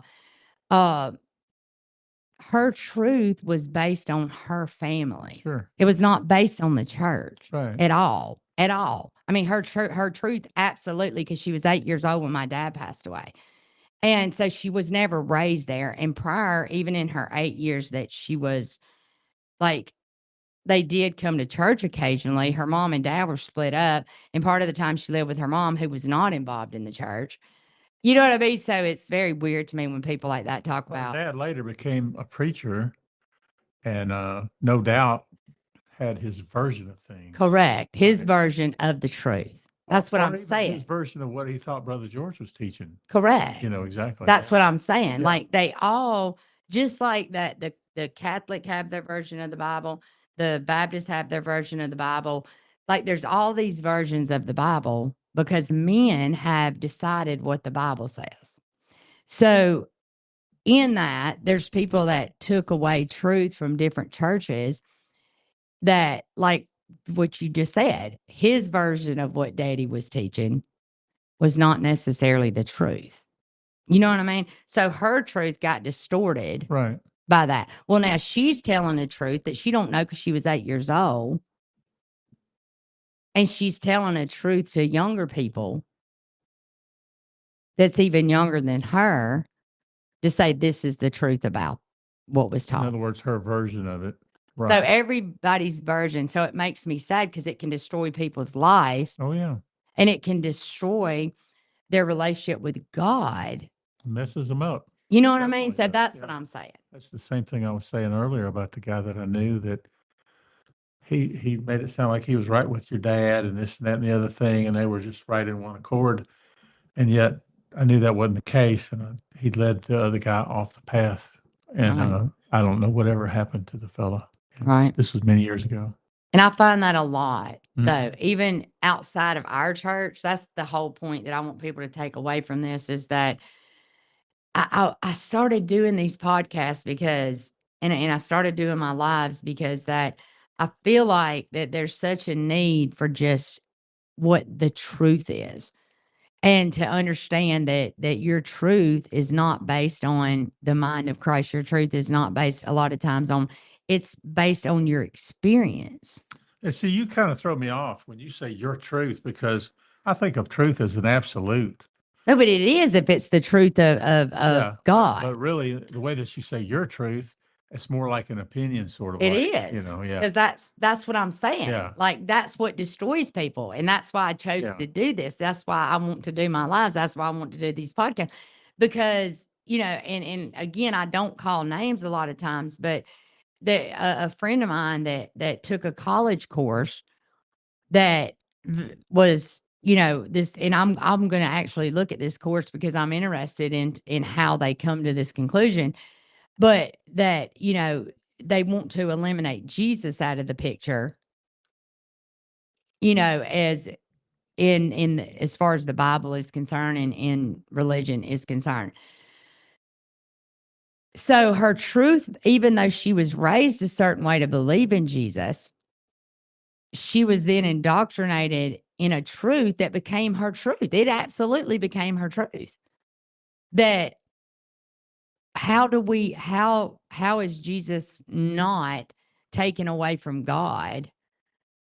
How are we not being deceived to follow a man? It's kind of like the whole cult thing with Daddy, and that's why I found it so interesting. Is that, you know, somebody decided, just like somebody decided that they didn't like, the Southern Baptist, so they started another version of the Baptist because they didn't like this guy's truth. So they started their own version of the truth. That's what I'm saying, and I want that to come across, and for people to understand what I'm saying is that people could twist my life, they can twist my story, they can say it's facts, they can say that it's, this is what it is, but that's their truth. That doesn't mean that's my truth. Their opinion. Yeah, maybe my truth is things you don't know that happened that molded me and made me the way I am. Maybe your truth, just like what you experienced with Margaret when you were held for 8 days, your truth and how you ultimately arrived at the fact that I now know even more this is not a cult. You know what I mean? Because I feel like that. I feel like that instead of them detouring you from where you were, it probably made it even more that you realize through looking at all these tapes and all that, it made it you realize even more you weren't involved in what they thought you were involved in. I don't remember ever questioning that. No, I know, You but know? I'm just saying, Yeah, yeah. I mean, I know you didn't, yeah, like, during yeah. that period of I time, don't so remember it didn't having have any the effect doubt. that they thought it No. would have. Well, they were hoping, yeah, Yeah. sure. So your truth became even stronger, I think, after that, as far as, like, how you stood up for that and how you believed and how you was, like, determined at that point, like, I'm never getting away from this because you knew that was Well, what you you keep yours in the word, your truth, but and that's the thing, we're set for the defense of the truth. correct, That's the whole deal, though. correct. And so the truth to me is kind of an absolute, and we're supposed to defend the truth, and that's what your dad did all the way to the last day. But that's why I'm doing this, Joel, because a Baptist person's truth about God. Not necessarily truth. It could be a Well, fable. no, but here's the thing: They might think it's it is their truth. Yeah. absolute truth. Well, yeah, it might You be know what to I them. mean? They might Like, think of it as and that. Yeah. and that's why I chose to do this is Mhm. because that I feel like that again, you could be raised by the same parents and your truth can be different. And and it really is true to you because I may have experienced something in that household just like, when my siblings, my older siblings, they experienced things I never had to experience because my dad and mother were in a financial, different realm of their life. They were in a different realm as far as their relationship. You know what I mean? Like, they experienced things in that household that I never experienced. Maybe you could say it this way. When a person is in first grade, they're taught where the babies come from, but it's a much different thing when somebody's in college studying the same subject. They're both probably true, but they're Correct. different levels. Correct. And Yeah. that's the point. Yeah. That's the point. So again, the reason I decided to do this is that how do we as a people and children of God, how do we come to a place where that we can get on the same page and help people to understand and be in that mind of Christ to come to the same truth? Because that's all that's going to that's the only thing that will ever change. It will change our health. It will change our wealth. It will change our lives, period. It'll change politics. It'll change everything that we wish to change if we can ever come to that mind. But until, like Daddy said, you can brainwash people out of that mindset because it's continuing to happen. It's continuing to happen. It's like we're still separated by religion. We're still separated by all of these things that are absolute truths to people. And that's why I started to do this. And I started to pray and I said, God, how can I somehow penetrate through like what Daddy used to do? Because the Daddy was a master at that. No matter what background you came from, he was a master at helping you to understand the truth. He was a master at helping you. And I know it's because he gave his life to that. He spent every night of his life on his knees to be able to get to that point with God and to be one with that Spirit of God. How do you, like we, and I think this has been my concern, and this is where I've been when I started doing this, is that, you're now in your 60s, I'm into my 50s, so everybody knows. I see life ticking by. And what will we leave for this generation that are out talking about what we had, and they have no idea what we had because they never experienced it? But they think they know because they heard it from their parents or their grandparents or whatever. So they have this idea. And some of them were, maybe 17, 18, when Dad left, or maybe they were 20 when Dad left. So even that, they don't understand that in that span, you think differently when you're 20, like you said, when you were 30 versus how you think now. Because we've talked about this. Like, if Dad were here today, the difference in our conversations with him would be like night and day, because we would cling to what and try to understand how did he as a human being live that lifestyle, because it wasn't, I mean, it's not easy. I mean, the man like lived God every single day, every single moment. I mean, I lived in the household with him. I know. Was he human? Did he have human things that he did? Of course he did. But even in his natural being and in his natural life, he included God in every aspect of that. And it's hard to do that. You know that. I mean, when you're out on a job or you're doing business. So we're commanded to cast down every thought and bring I know. all into I know. subjection to the mind of Christ. But I think we've gotten further and further away from that. Oh, no doubt. You know what I mean? And that's why I chose to do this, because I'm trying to get like-minded people to come and say, okay, how do we go back to that? How do we get to a point where that, because here's what I found about Dad, and I guess ultimately this is how we'll end tonight, because I know we've kept everybody way too long. But ultimately, what I will say, Doyle, is that, how can I and how can you at this point of our lives, how can we be to the younger generation and leave behind what he left behind for us? You know what I mean? Because there's something that he left inside of me, that he left inside of you through God, that, you know, it's like this desire. is the only way I can explain it is that I have this desire to understand God and to know God. But I also have, and I say this, and I don't know if I've said this to you, I've said it to some of the people on my thing, and I get in trouble for saying this because I'm not dogging this song. So please listen to me. Let me get the disclaimer out of the way. On our lives, a lot of times people ask us to sing that song, Come Jesus Come. Mm-hmm. And people really love that song. It's a beautiful song. I'm not knocking the song. I love her. She's got a beautiful voice. She's a beautiful, Who sings person. it? CC Winan. Oh, okay. However, see, I can't really sing that song. Sure. And I don't feel that song when I sing that Sure. song. Oh, yeah. Because being raised the way I was raised Mhm. is that I'm not going to cry, come Jesus, come. I'm going to say, hold on just a little bit longer because there's still people that I need to go talk to about you. Mhm. There's still people that I can still bring. Well, there's so many songs that sound like pie in the sky and fairy tales, really Correct. when it comes to a Correct. lot of the gospel music, really, as far as that goes, but there's standards that people know and love, so. But I mean, again, you know me probably as good as about anybody knows me, and I just say what I got to say. So I've told them like I don't mind singing that song if it makes them feel better. But to me, it's a selfish song. It's like, oh, come Jesus, come, because I want you to come, and I'm tired of dealing with life, and I'm tired. But I don't care about all the other people that don't know about you or haven't come to you or whatever. You just come on because I ain't worrying about everybody else.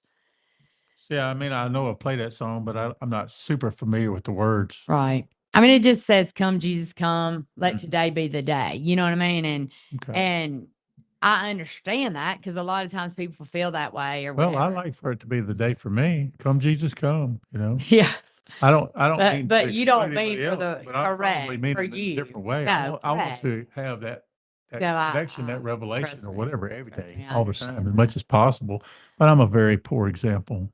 No, so am I. I mean, heck, I'm a terrible example of how somebody should live. I mean, I work too much. I put God on the side. You know what I mean? Of a lot of stuff that I do, but I say all of this because that um ultimately all I want to do is I want to understand how do I somehow touch somebody, whether they're suffering from Sure. addiction, whether they're suffering from oppression, whether they're in a deep depression, whatever it is. Because what I have found in this life, even people that grew up under dad and understands who God, they thought they understood what he was saying and all of this. I hear them talking about suffering from depression. I hear them talking, there's some of them that suffer from addictions and stuff. And look, I've screwed up in my flesh. You've screwed up in your flesh. We stumble and we stagger all the time. So I'm not knocking anybody. But what I'm saying is that how do we find our way back as just Christian people to quit being so religious and come together in the mind of Christ so that we do find the real truth. And it's not just your truth. It's not just Jeff's truth. It's not just my truth. Because what happens, we come together and we start to discuss about, what is truth? Like what were you taught? What were you taught? What were you taught? And it's so many different versions of this. How do we come together? And the Bible says, come and let us reason together. How do we come together, Doyle, and become that brotherhood again, regardless if there's one certain place that we're all sitting down or a church we're going to. It don't have to be that. Daddy said that many times. Like it doesn't have to be in one group right here. I mean, Daddy met people in Africa. He met people in the Philippines. He met people in Israel, and they all became part of that brotherhood. You know what I mean? In a way that was a spiritual way. It was never, okay, I'm moving to Georgia and become part of this deal. And that's all I'm saying. And that's what I've kind of wanted to get you to talk about is that it's easy for me to say because I grew up in it and it was just normal to me. But like for you, it was something that was totally out of the ordinary when you came there. So, what would be your suggestion on how to get people to kind of come to that way of thinking? How did you come to all of a sudden have your eyes open to a different way of thinking about God and these things? Well, I was searching. The Bible says, "Seek and you shall find," for one thing, and I was searching for something, and um, so I found some answers after a while. So there's so many promises of God. I don't know exactly how to answer what you're saying. I mean, I guess I'm trying to get you to talk about how that, when you were searching for a place and then all of a sudden here's this place and you come to this place. I grew up in it, so it was just the norm for me. It was the norm for me. So it's hard sometimes. I mean, literally, it's hard for me I almost get mad at people when I start talking to them about the understanding of God that my dad come to. And I don't get mad. I kind of get frustrated. And so I want to just shake them and say, but you don't understand. If you can understand this, it can change who you are. It can change your life. It can change the way you see God. And so I get frustrated when they start giving me all the religion back to me. You know what I mean? And they start talking just religion. Mhm. But I guess what I'm saying, and I don't want to keep dragging this out because we're going to lose our audience because I've done run on and on and on. But is I guess what I'm trying to say, and I'm trying to drag out of you is that, uh, like you should know, how did it change you? What was that moment when you said, "Wow, this is what I've been looking for. This is why it's different." I kept finding things. I kept coming into stuff. I kept understanding. I would listen. And I would. You try to incorporate what you hear. And you come into a depth more and more. And I'm not deep at all, really. But as Because I mean, what I find, and I guess this is my question to you is that even though I grew up in it, I mean, I wandered way away from it. Um, and I went and lived my life and I never, I always say this is funny because, I got in some really dark places in my mind, in my life and all of this. But God never left me. I just left him. He was just there waiting on me to be like, "Hey, remember me?" But I guess what I'm trying to say is that, you know, in that moment when you realized that you had arrived at a place where there was something different and you said, "Hey, this is way different than anything I've ever heard." Like, how would you now, I guess this is where I've been going this whole time, and maybe this will simplify the question, is how would you talk to somebody that had never heard any of that before? What would be your baseline to try to open somebody's eyes to Yeah, what you understand? there was many times that I would have my eyes open to a little more. I remember times of solitude on the boat, praying, you know, and seeking after something where things would open up. Again, seeking you shall find. Search the scriptures. Um, that's what has worked for me. And it's a new day. As long as there's a new day, there's a new message for the day. There's a new spirit. Where there's breath, there's hope. Absolutely, absolutely. So there's new things happening. The Bible says the Lord's mercies are new every day. I mean, I say this all the time. If Dad were here today, and he thought that people had stopped growing in the wisdom of and the grace of God, he would absolutely Oh, be yeah. just devastated because Mhm. he would say, "Did you stop where we stopped? Because you Yeah, shouldn't have. You should right. still be way further along than I was." Sure. So I guess that's, where I am right now is that I know every day we grow in it. I know that everything, but I guess what I'm trying to get at, and I think I've been trying to do this in some of the private lives that I've been doing, is that I want to set a basis for people to say, this is the religious side of it. But how about you look at it like this from a different perspective? How about you take off the Baptist glasses? How about you take off the Methodist glasses? How about you take off whatever you were indoctrinated under? How about you just take them off for a second? And let's just go through the Bible and let's talk about what really happened. Well, they can't take off those lenses because that's what that's their composition. So they can come into more truth and evolve, as you would say, but that's their foundation and that's what they know until it's replaced. No, I agree. Yeah. Daddy used to always say, don't tear down a foundation unless you've already built Mhm. another one. If you have a house that's on that foundation, because you're going to just cause the house to crumble. Mhm. And so I get that. But eventually you have to start knocking out that foundation.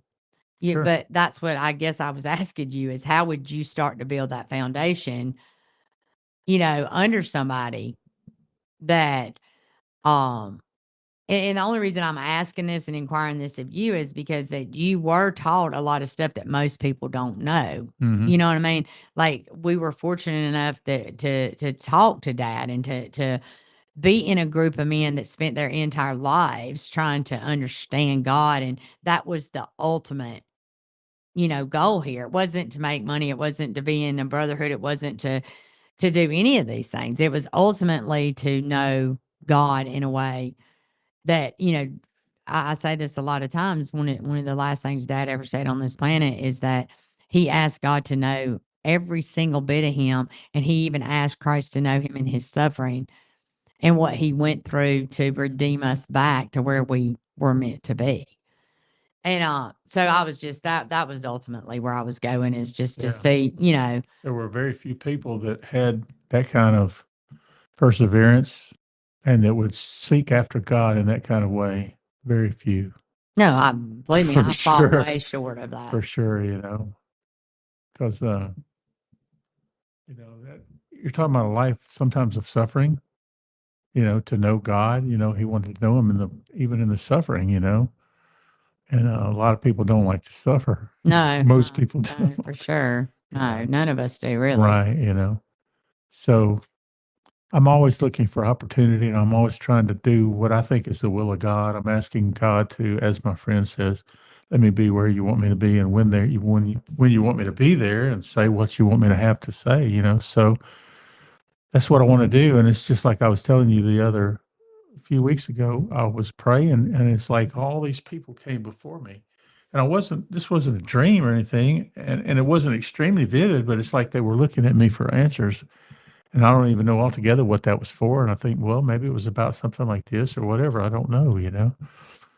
Um, and I'm fortunate enough to be able to talk to children, and say things to them and try to plant seeds, that are good. And I just kind of do my little part where I can, been involved in homeless ministries and things like that, things that your dad was very involved in, So I try to use those things, You're never going to have the old thing, No, come back. sure. That's, And you nor got would I to kind of think, nor do I think Dad would ever even encourage that. right, I mean, I just right. think Daddy, he always would say to us, God is doing Well, a new thing. he had become so one with the scriptures, one with the Bible, one with the Lord, because it's really not a black and white letter, but Right. with the Spirit, that that we have that, if we will let that live in us. And it starts out as an intellectual thing, but if we try to please God, that drop into our heart and become faith, and that's where the key is. Oh no, faith is Yeah. where your salvation lies. So, I mean, that's what I try to do. I think about what he taught, and I still listen to his words, Right. from tapes and various things, as far as that goes, and so um, it really is just scripture largely, but he was so fantastic at expounding things and going into things you would have never imagined. So I just do my little bit. Yeah, I mean, the thing what I will say is that I know I've run on and on tonight about a lot of stuff, and I was trying to get to a point where that, I just want to know. I guess that what I was trying to pull out was that what is your truth about, what you learn and what you see the church as. And the reason I was doing that, because I know what my truth is. And I know that ultimately, and this is going to sound so, high and mighty when I say this, that the good news for me is that uh, I have zero doubt about my truth because I know that it came from a foundation and I know it came from a place that when it comes to my truth about God, that I don't, nothing rocks it, nothing shakes it, nothing can, penetrate that. Um, and I really just wanted to let people out here know. And my point was about truth is that, and I'm going to get more into that one night because I think that that's very important for us to understand that, as Doyle said, truth is an absolute, and I totally get that. But truth can be affected by what a person experiences. And even with God, see, I don't specifically think that your journey is my journey. I don't think my journey is their journey. And I think that it doesn't change truth about the spirit of God because if you're in the spirit of God, there is not, it is an absolute with truth. In this human flesh, it's not. It's not. And with those filters in our mind, until we can overcome this carnal mind and way of thinking about God and religion, and we do serve him from a place from within us, like Daddy always taught us to do. Because as you know, Daddy would always say that, eh, if you reason it out in your carnal mind, you'll mess yourself up really, really badly. Oh yeah. And You're automatically wrong. correct. That's the point. Sure. You know what I mean? Is that, and that's what I'm saying is That that goes back like that's to the letter of the Bible, the scriptures, the letter of the law, and it kills. correct. Doesn't bring And life.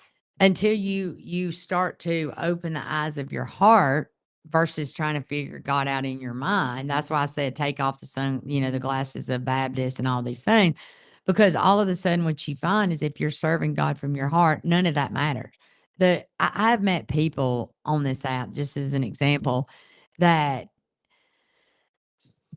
you know, probably in the beginning we were so far off as far as how we see God and how what we were raised in, what we believe, all of these things. But none of that mattered because there was that connection to know no man after the flesh, but to know them after the spirit. Sure. And when you meet that kindred spirit and you know that that's Sure. a person that has the spirit of God, then, I said this to a lady that I met from about the beginning. I went on TikTok.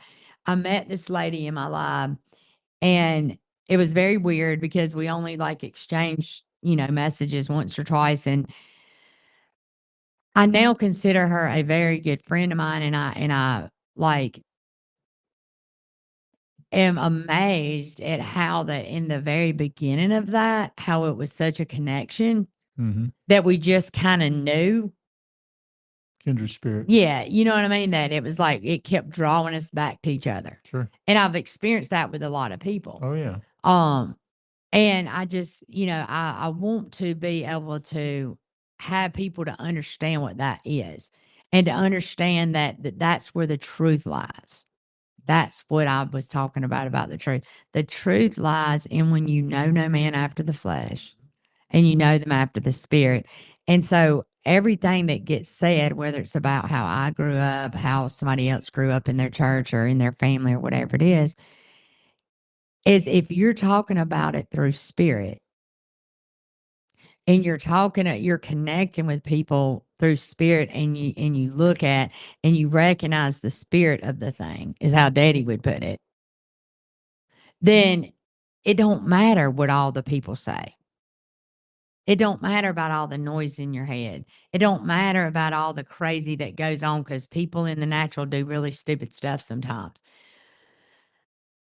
It matters about what is that? Did you connect? Do you feel that spirit in that thing? Do you connect with that spirit? Is that the right spirit that you're connecting yourself with? And I think that ultimately that's where I was trying to get you to go earlier. And I was trying to get like us to talk about the fact that when you came to the church, like you said, there was something about Dad that you just saw that humility, you saw that thing. And ultimately, I think what I was trying to get you to say is that there was just that Connection. because there was that kindred spirit. There was that spirit of God that you were drawn to. Oh yeah, absolutely. You know what I mean? Mm-hmm.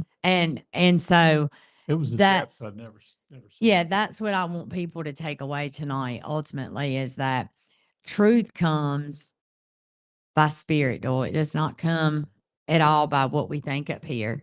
It does not come by what we see. Because again, the whole reason I said all I said about you can be seeing, we What can. spirit? So I will tell you this that uh it's again, it depends on who you're talking to, but I am ultimately one with what we consider the universe and with the Almighty and all of that. And spirit is truth, and truth is spirit. So ultimately, they're one and the same, and they're also what ultimately that you and I were originally meant to be. We were meant to You mean be we were part of the sons of God before the world ever was? correct. Oh, Correct. And I had this conversation last night about the Garden of Eden with somebody and what we ultimately were.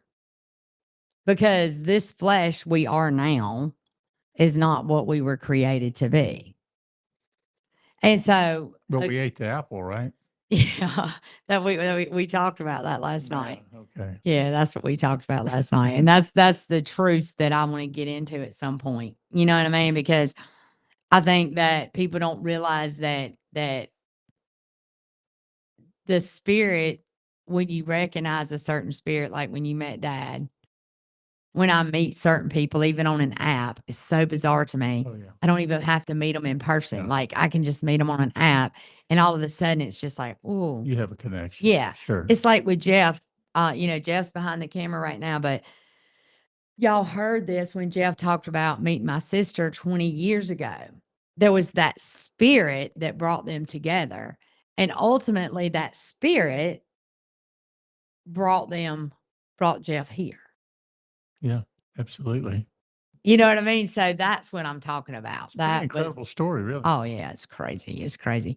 But there's a lot of those. I mean, if you look back on how things you've experienced, I've Well, let me experienced. ask you that. Did you ever see that happen with your dad? Oh, Maybe every day? yeah, like every day, all day. It was insane. It was Yeah. insane. But all right, y'all, we're gonna go and I'm gonna call this. I know we've been on here for quite a while, and I apologize that we've kept y'all. How long have we been on? Almost 2 hours. No? Yeah. What? Yeah. Oh, Lord. So Wow. we're gonna call We it. didn't even scratch the surface. No, I know. But we're gonna call it. We appreciate y'all being here. Again, there's gonna be another series done next Thursday. We're gonna film. Just so I want to take this time really quick. We're gonna talk about some stuff before I get off here. Next Thursday we will not be live because it's Thanksgiving. And I hope everybody has plans for Thanksgiving and with your family. I say this a lot of times that, I don't like how the holidays have become now because in our environment growing up, one of the things that we always did was that we took this time as with family, and we took this time as a break from life and all the crazy, and we came together and we spent time together. Now we're all in such a hurry, we'll come eat and then everybody's got to split and go and do all the things, and I find that sad. I hope you'll slow down this week, coming week, and you'll just take time to be grateful for the loved ones that you still have around you. You'll take time to be grateful for what God has given you in your life. We have so much to be thankful for, and I hope that you will realize in this next week, between now and next Thursday, how much you have to be grateful for. Remember the people that are single. Remember the people that are down and out. Think about those people, especially during the holidays. I had a friend that killed himself right around Christmas. Yeah. Yeah, there's plenty of people that don't have Yeah. anybody. Oh, That's yeah. why I'm saying be so grateful for what you have. Sure, but reach For out too. That's right. That's right. Reach out to people, let them come, be a part of your Thanksgiving. If they don't have anybody, we've done it many a times at my house. We've let people come in my house. You know I'm that. sure you have. Um, You're a very and giving person. well, I mean, I just have always, my house has kind of always been like open to whomever, whenever, especially during the holidays. But y'all we will air next Thursday at 6 o'clock. There will be a podcast that airs. And we hope y'all will watch it, and we hope you will enjoy it. We will be back live. I will be back live tomorrow night at 7:30 Eastern Standard Time on all the platforms, and we'll be doing music. I don't know if you'll be there or not. Not positive. And but I will be there, Lord willing, and the creek don't rise. And then on Sunday night we come back at 7:30 Eastern Standard Time again, to do music again. I don't know if Doyle will be able to make that or not. He'll have Try to to let make us know. Sundays if I can. Yeah. Um, And you'll be going to the Bahamas shortly after that. yeah, that's what I was gonna tell him. So then, on Tuesday, I'll be back again for my, live. I've started doing some private lives. If you're a VIP member on YouTube, you can join us there, and we do lives where we talk about God and we discuss God in a deeper manner than what we do on here. Um, but so if you wanna join us on there, that is either on Monday or Wednesday. I never can tell you beforehand when it's gonna be because I'm already doing so many, like, things right now, it's just hard. So I'm trying to, like, fit that in. However, uh I still have the CD out there. We have a live event coming up on December the 13th that will be in Monroe, Georgia. We'll be gathered around singing Christmas music. We'll have some Christmas food, probably, I doubt food, but some finger foods. That will you can come in person, but it will also be a pay-per-view live stream, and it will be streamed out where that you can join that as well. If you're interested in joining us singing Christmas music and just hanging out, and Doyle will be there. We have some musicians going to be there. George is going to be there. Some of my family will be there. Your brother George? No, I hope he'll be there. I've Yeah. invited him. We'll You see. said George. I don't. Oh, George the Yeah, third. yeah, George the third. Okay. But there may be some of my other family. I don't know. I'm going to invite all of them, and who comes, hopefully they'll come, and we'll all sit around and sing. Y'all can sing with us if you can come in person. If not, you could watch the live stream. So it's Sunday night, Tuesday night, Friday night is our regular singing live. On Thursday night, every Thursday night, we'll have this podcast 6 o'clock Eastern Standard Time, and then on Monday or Wednesday, I'll have the private lives. Uh, and then we have the live event coming up. And if you haven't liked us on all these platforms, please go do so. If you haven't subscribed us on all these platforms, please go do so. There's a lot of good stuff coming, guys. I promise you that. I know tonight was a lot of rambling and going on, and I apologize for that because I just was trying to get a point across, and I hope that it got across. If it didn't, I didn't help you much. no, because he wouldn't communicate. Y'all, look, I poor was trying to Doyle. understand where you're going. Everybody just put poor Gracie when y'all respond. I did the best I could do. No, I'm just joking. I don't think you're busy enough, though. You need to do some more lives like during the day. Yeah, I hear you. I hear you. Yeah. Yeah. Yeah, I'm gonna pray for Doyle tonight. I don't know about y'all, but I'm gonna pray for Doyle I'll tonight. take all the prayers I can get. But after Thanksgiving, y'all, on Thursday, I'm not gonna do a live because I'm gonna spend it with my family, Lord willing, and the creek don't rise. But on Friday, I will be flying over to the Bahamas. As y'all know, Dustin is in the Bahamas. So on Friday night, hopefully Sunday night and Tuesday night of the next week, Dustin will join me on my singing lives. And then who knows who I might have on my podcast, y'all, because I'm going to air it from the Bahamas. So I might have a guest that y'all might want to hear. So y'all just like come and join us on Thursday as well. And then I'll be back on this side of the world, hopefully by that Friday or Saturday. And I'll let y'all know on the upcoming lives where we'll be. Yeah, I don't know about all that. Anyway, y'all, God bless y'all. We're so grateful y'all are here. Again, go like, subscribe, share, do all of the things. Y'all know what to do. I don't have to tell you. I done told y'all enough times. But if I don't tell y'all, Jeff's going to fuss at me when I get off here. So, because when you have all these men in your life, you have to do what you're told. So, Is that right? man, you know that. Are you Do joking you right do now? what I tell you to do? A lot of times. Do you? Mhm. I'm A lot of surprised. times. Y'all, Doyle's so full of junk, and y'all know it. But I'm going to ask you to close us in prayer tonight, Doyle. I'll be glad to. Heavenly Father, Lord, we thank you for this time that we've had to spend. God, we ask that I hope some hearts have been enlightened, oh God, with the things that were said. We ask that you'd go with these people, give them traveling mercies, give them mercies at home, oh God. Let them search for you and find you in a greater way than they've ever even thought about before, God, because we know that your mercies are fantastic. Your ways are fantastic, that eyes not seen nor has ear heard the things are about to enter into the hearts of men, oh God. Lord, we just ask these in your precious name, the name of Jesus. Amen. Amen.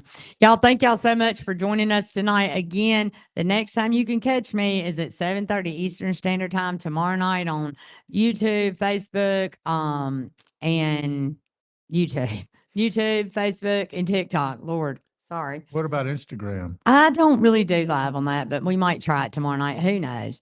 But Doyle hopefully will be there tomorrow night if we could twist his arm and get him there. Wednesday. It's Thursday. No, it is Thursday. Okay, yeah. Doyle is getting old, y'all. No, We I'm not. gotta pray I'm for getting him. better. We I'm got- getting we better, gotta but pray I do for stay him. busy, so I don't know the Y'all days. pray for Doyle. Y'all, anyway, we love y'all. God bless y'all. Thank y'all for being here. Good night, everybody. Night. Y'all take care. Thank you.